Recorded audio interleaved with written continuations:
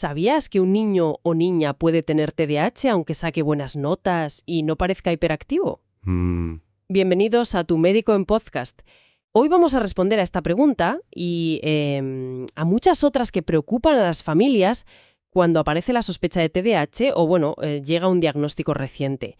Queremos aclarar dudas y ofrecer pautas prácticas. ¿Es segura la medicación? ¿Qué podemos hacer en casa que de verdad funcione? Quédense porque hoy desvelaremos claves importantes y, ojo, desmontaremos algún mito.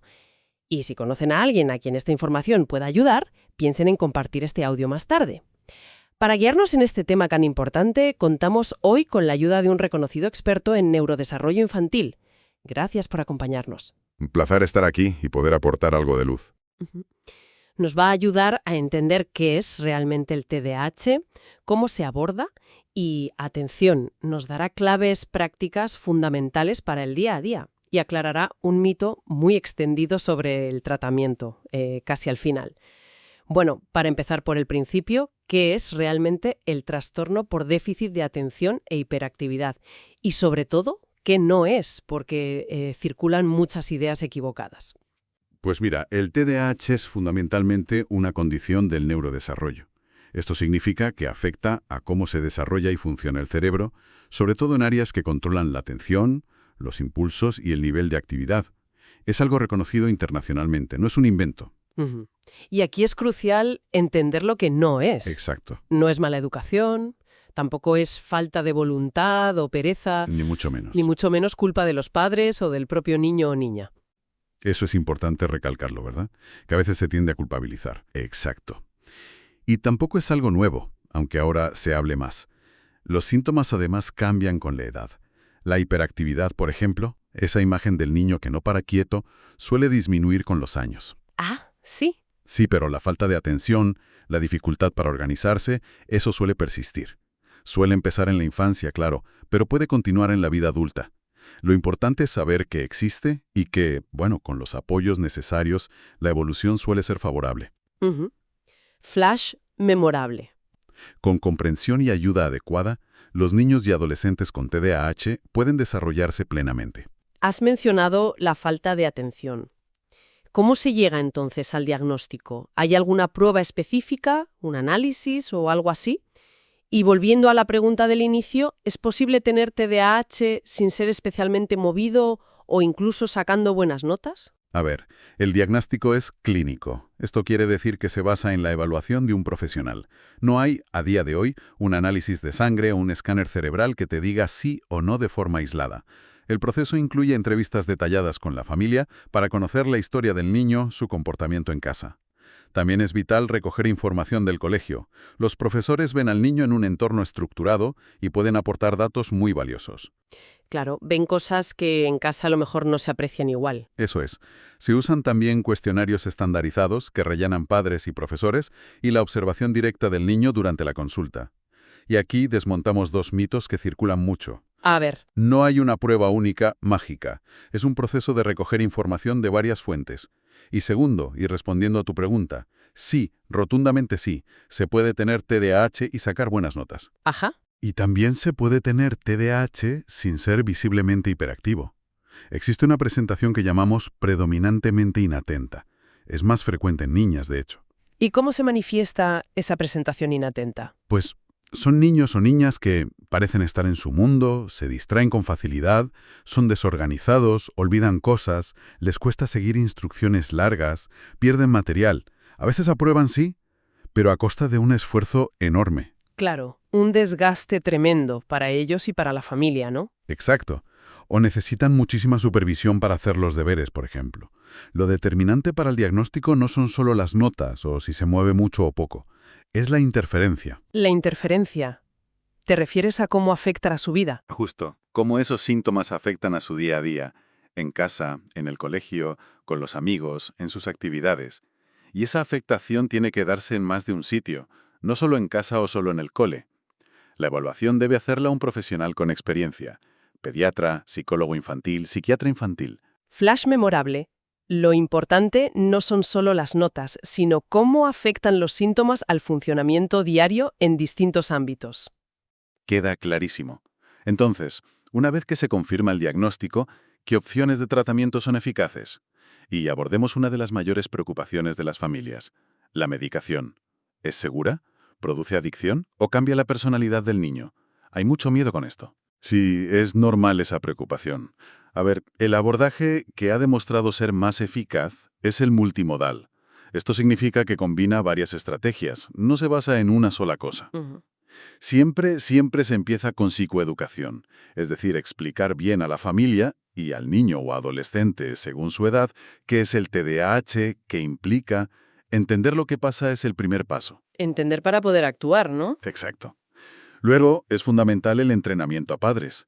Se les dan pautas conductuales concretas para manejar situaciones en casa, establecer rutinas, reforzar lo positivo y, por supuesto, los apoyos en el colegio son clave. Vale. Psicoeducación, pautas para padres, apoyos escolares. ¿Y la medicación? Respecto a la medicación, como los estimulantes tipo metilfenidato o los no estimulantes como la atomocetina. Se suele indicar a partir de los 6 años, y solo si los síntomas interfieren de forma significativa en la vida del niño. Y aquí quiero ser claro. La evidencia científica disponible respalda de forma sólida su eficacia y su seguridad cuando está bien indicada y supervisada por un médico. Ujú. ¿Y los miedos sobre la adicción? Esos miedos sobre adicción no están respaldados por los estudios grandes y serios. De hecho, algunos datos sugieren justo lo contrario. Tratar adecuadamente el TDAH podría reducir riesgos futuros de abuso de sustancias o incluso de accidentes, porque ayuda a controlar la impulsividad. Ujú. Interesante ese punto. ¿Y lo del efecto zombie que a veces comentan algunos padres? Eso de que el niño parece apagado o sin personalidad suele ser una señal de que la dosis no es la adecuada, o quizás ese fármaco en concreto no es el mejor para ese niño. Normalmente se ajusta la dosis o se prueba otra opción, siempre bajo supervisión médica. No es un efecto inevitable ni deseado, por supuesto. Se controlan cosas como el apetito, el sueño, la tensión arterial, el pulso, el crecimiento. Hay un seguimiento médico riguroso. Y muy importante, para los menores de 6 años, la primera línea de tratamiento siempre es la intervención conductual y el entrenamiento a padres. La medicación ahí es excepcional. ¿Flash memorable?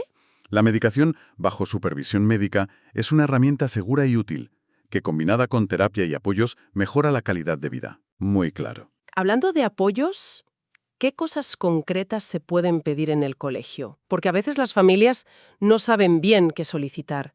Y en casa, ¿qué funciona realmente en el día a día, más allá de la paciencia? Mm. La colaboración entre la familia y la escuela es absolutamente vital. Es un pilar. Y en casa, la estructura y las rutinas son la clave. Ajá. Entiendo que a veces las familias se sientan perdidas, no saben qué pedir en el cole o cómo organizar mejor la casa. Pero no se trata de hacer cosas súper complicadas, ¿eh? Lo importante es la consistencia. Vale, por ejemplo, ¿qué se puede pedir en el colegio? Pues mira, cosas como pedir que le den las instrucciones de forma clara, cortas y, si es posible, por pasos. Mejor si se las dan también por escrito. Dividir las tareas largas en partes más pequeñas.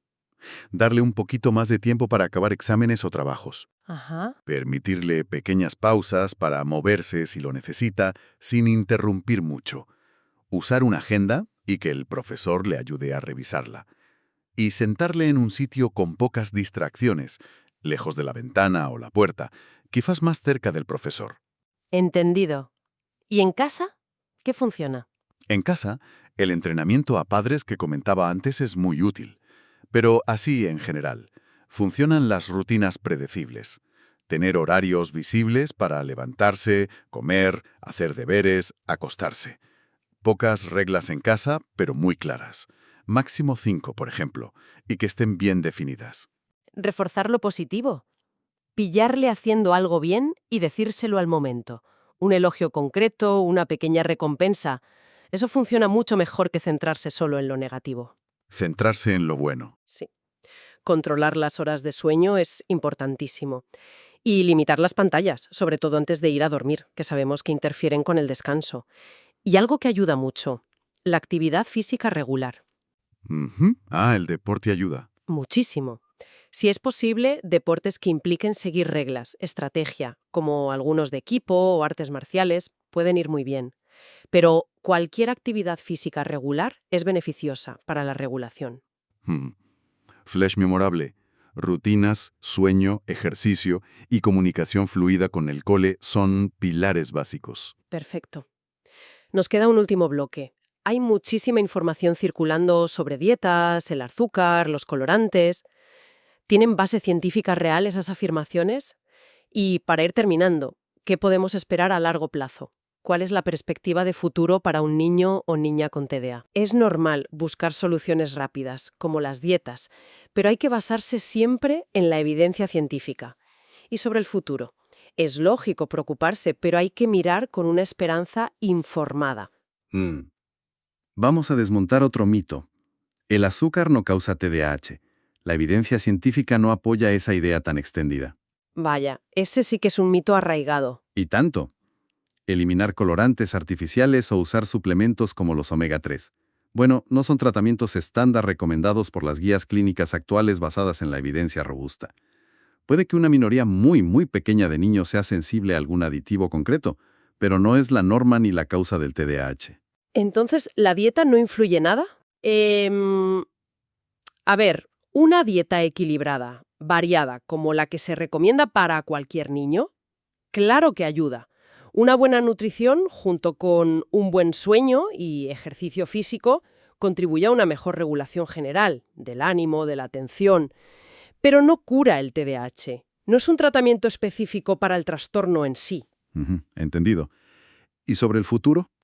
El pronóstico a largo plazo, si se hace un buen diagnóstico y se establece un plan de apoyo integral, con la familia, la escuela y tratamiento si es necesario, es generalmente positivo. Es verdad que algunos síntomas, sobre todo los relacionados con la atención y la organización, pueden persistir en la edad adulta. Pero se aprenden estrategias para manejarlos, las personas con TDAH desarrollan mecanismos de compensación, aprenden a conocerse mejor y a utilizar sus puntos fuertes. Flash memorable. El TDAH no define el futuro. Con constancia, apoyo y cariño, se pueden alcanzar metas y una vida satisfactoria. Fenomenal. Resumiendo un poco todo lo que hemos hablado, hemos visto que el TDAH es una condición real del neurodesarrollo, nada de inventos ni de mala educación, que el diagnóstico es clínico, detallado y va más allá de los estereotipos. Y que el tratamiento más eficaz combina varias cosas. Entender qué pasa, psicoeducación, pautas para casa, apoyo en el colegio y, si hace falta, y bajo supervisión, medicación segura. Las rutinas en casa y el ejercicio, grandes aliados. Exacto. Y si tuviera que dar un consejo principal a las familias sería: enfóquense en lo positivo, busquen las fortalezas de su hijo o hija, que las tienen y muchas, refuercen cada pequeño avance diario, usen la estructura, las rutinas, no como un castigo, sino como una ayuda, un andamio para que puedan organizarse mejor. Flash memorable. Recuerden que detrás del diagnóstico hay un niño o niña con un enorme potencial. Con paciencia, estructura y mucho afecto, podrá desarrollar sus talentos y construir una vida plena y feliz. Muchísimas gracias por tanta claridad y por estos consejos tan prácticos y esperanzadores. Si este audio les ha resultado útil, déjenos un comentario, denle a me gusta o compártanlo con otras familias o profesionales a quienes pueda interesar. Y no olviden suscribirse a Tu Médico en Podcast para no perderse futuros episodios. La próxima semana abordaremos un tema que también genera muchas consultas: ¿cómo podemos ayudar a nuestros adolescentes a gestionar la ansiedad en la era digital? No se lo pierdan.